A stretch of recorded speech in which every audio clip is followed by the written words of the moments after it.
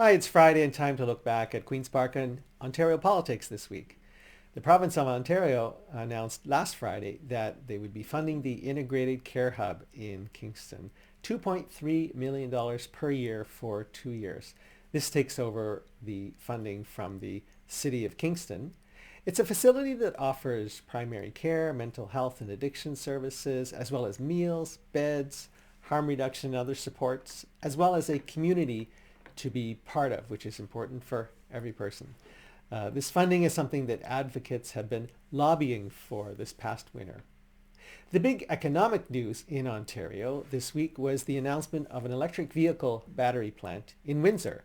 $5 billion invested, 2,500 jobs, and this is with help from the federal and provincial governments. I am glad that Premier Ford has realized that he was wrong about electric vehicles. Now we have to make sure that electric vehicles really are for everyone, and part of doing that is restoring the incentives to buy them. The Toronto Star reported this past week that the new Ontario recycling system, which would replace the blue boxes and grey boxes here in Kingston, this system, which producers would pay for 100%, taking some of the burden off municipalities, and they would also run the system. It's running into trouble. The industry doesn't like what's been set up. Environmental groups don't like it. And the minister even is reportedly considering starting all over again. Elected or not, I will be keeping an eye on the technical details to make sure that we get a recycling system to replace the blue and gray boxes that works.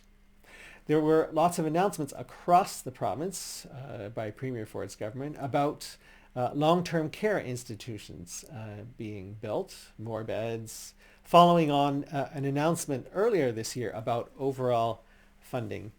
Again, there's nothing about fixing the system, about changing it so that there's more home and community supports, helping people stay out of institutions for longer and reducing costs.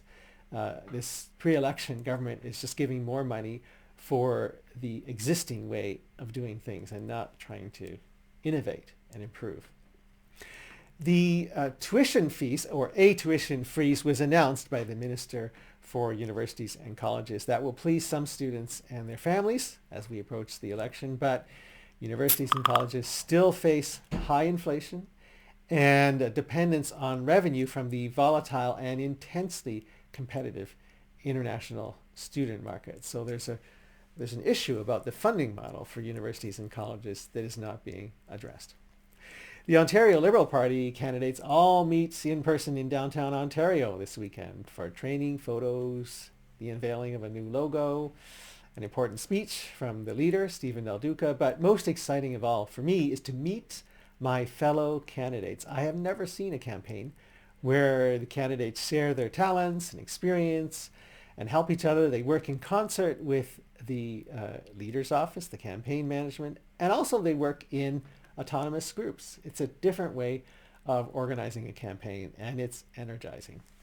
Tell me what you think in the comments below. Otherwise, join me next week as I look back at what happened at Queen's Park and Ontario politics.